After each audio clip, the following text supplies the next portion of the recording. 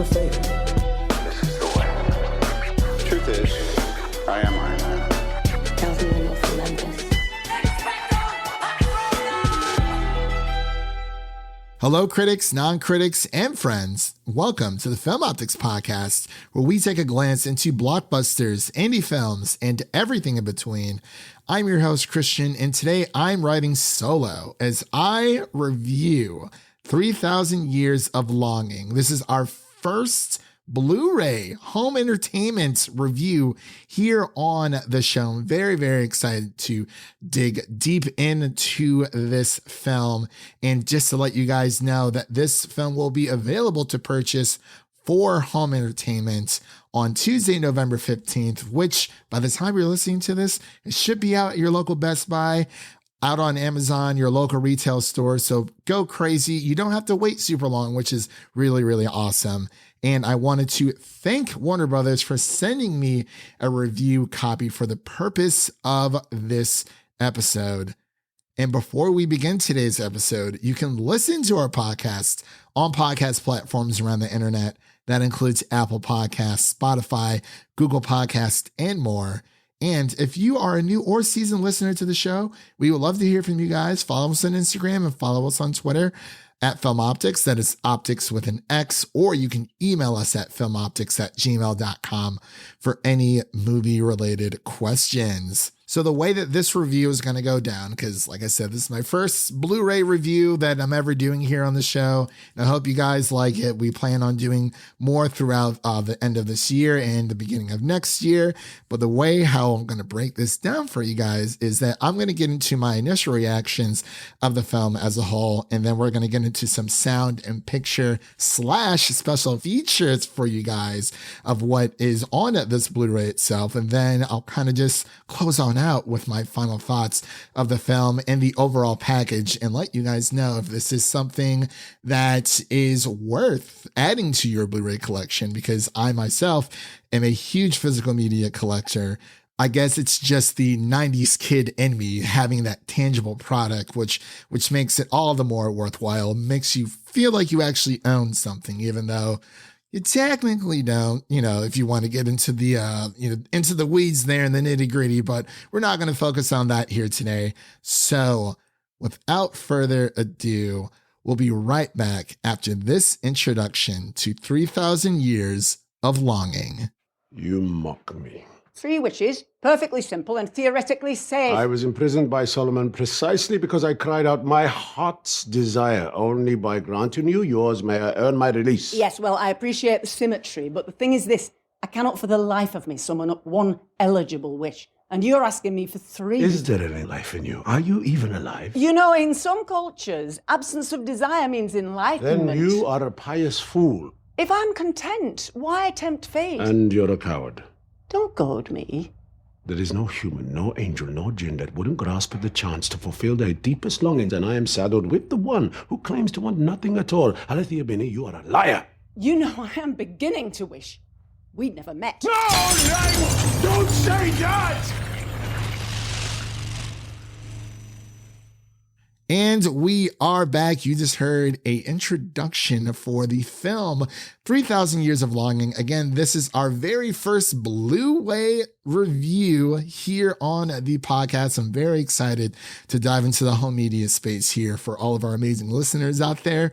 For those of you who have not heard about this movie, it is created by the one, the only George Miller, and is written by George Miller, accompanied with Augusta Gore and A.S. Byatt, which this movie is based upon the short story, The Djinn and the Nightingale's Eye. So I did not know it was based off of a previous, short story that's out there, but it's always good to know these things when you're, going into a movie review. So this movie also stars Tilda Swinton and Idris Elba, the 2 powerhouses of this film, and they are completely just insane. I was spellbound by their performances. And the story is as follows. Dr. Alethea Binney, played by Tilda Swinton, is an academic creature of reason while she's in Istanbul, she happens to encounter a Djinn, or a genie, played by Idris Elba, who offers her 3 wishes in exchange for his freedom. At first, she does doubt that he is real, and she knows all the cautionary tales about wishes gone wrong when it comes to dealing with genies, or Djinn.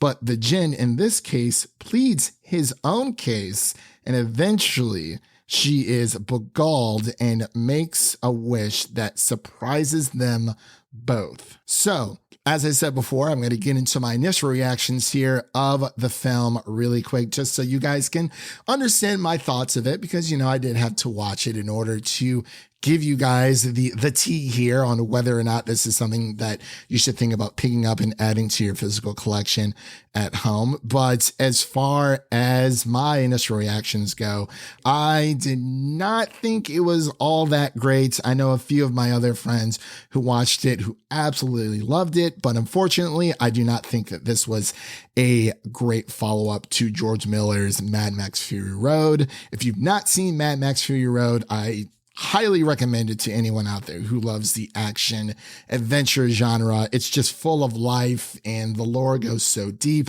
It's really one of the best movies of our generation.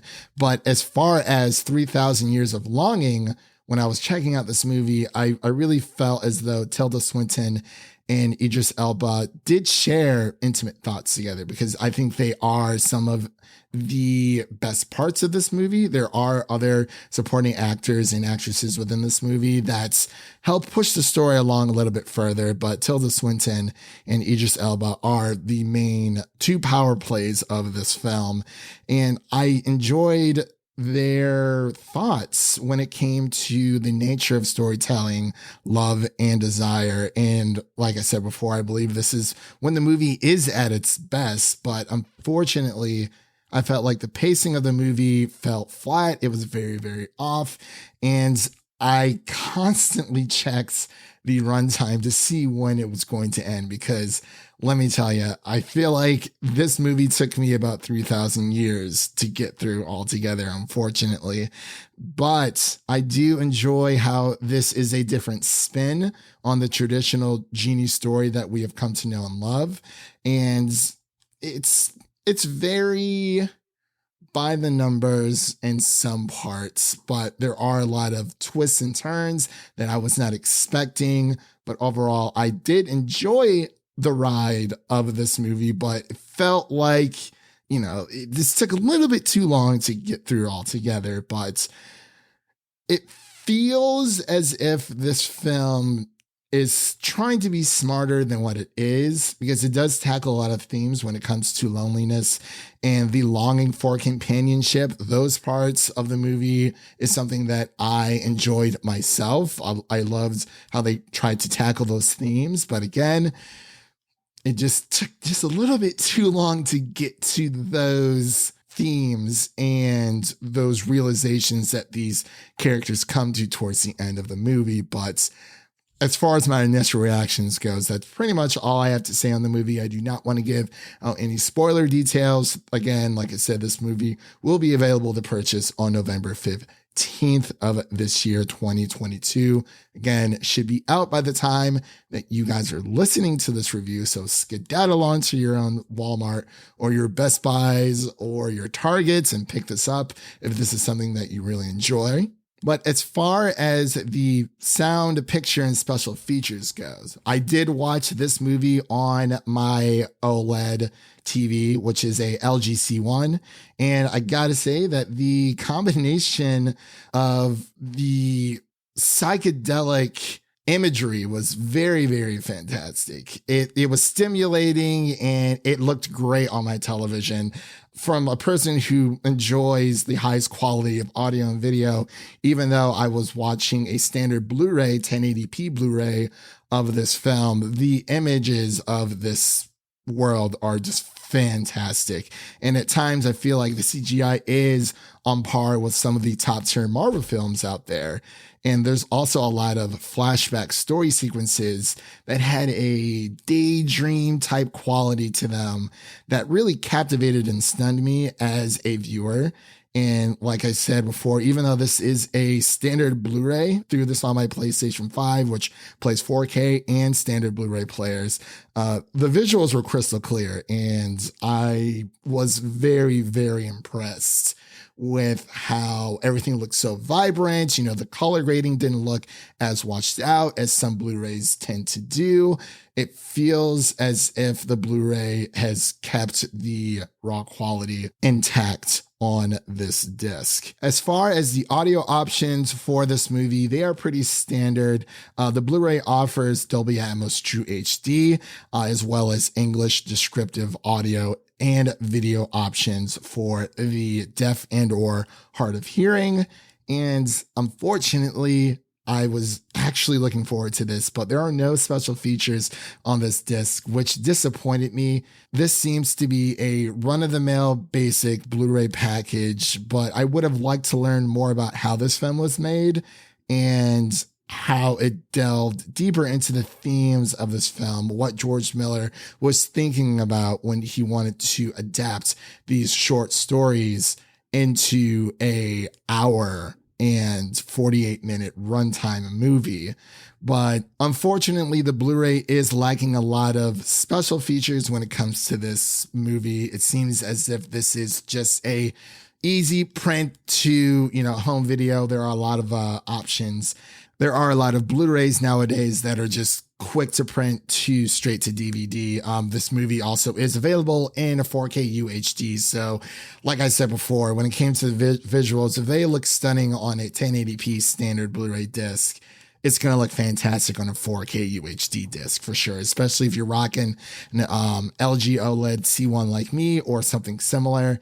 It's really going to blow you away. Those audio and visual, mainly the visual qualities are going to blow you away for sure. So as far as my final thoughts for 3,000 Years of Longing, the Blu-ray, the first Blu-ray review here on the Film Optix podcast, I feel as though it is a typical package Blu-ray that features some outstanding performances by Tilda Swinton and Idris Elba. And even though the audio is pretty standard from what I was listening to or experiencing, the visual aspects of the standard Blu-ray are noteworthy.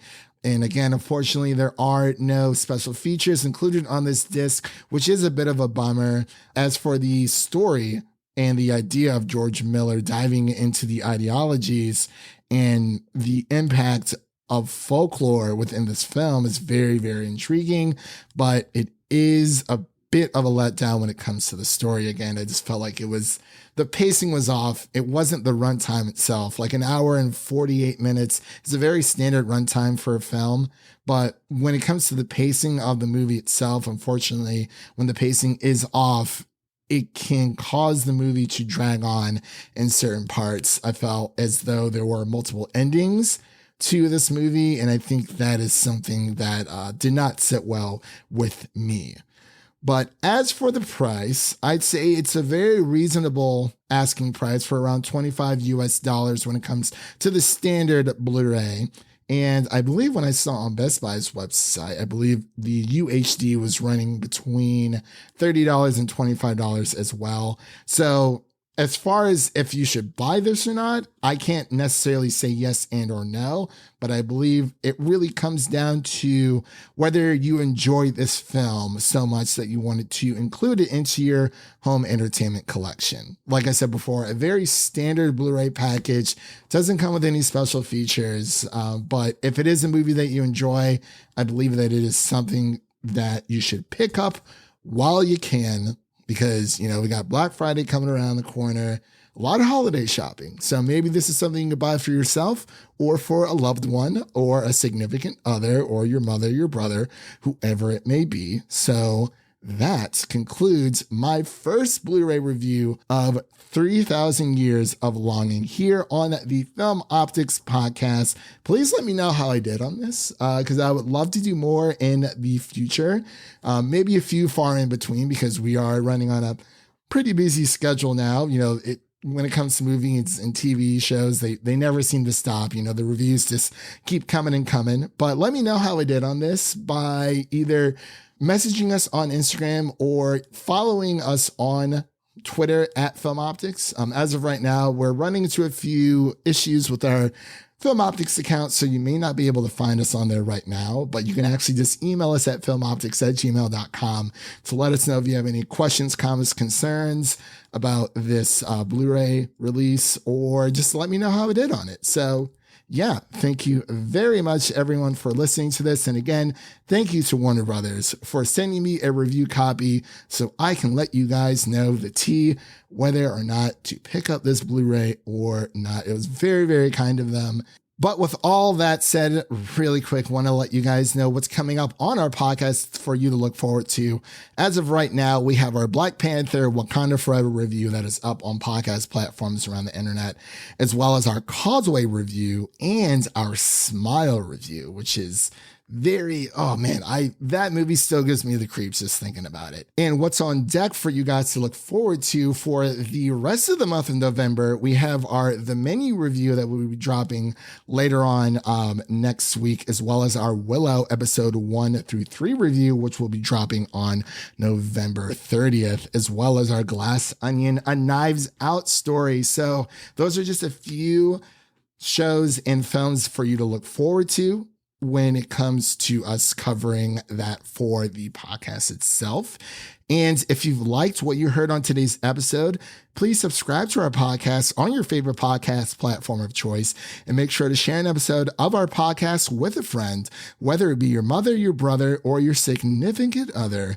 Make sure to share an episode of the Film Optix podcast with a movie lover in need. And with all that said, that is a wrap for today. Thank you all for listening. And if you enjoy the show, leave us a 5-star rating and review on Apple Podcasts and Spotify, and follow us on Twitter and Instagram to stay in the know. My name is Christian, and we'll see you guys in the next one.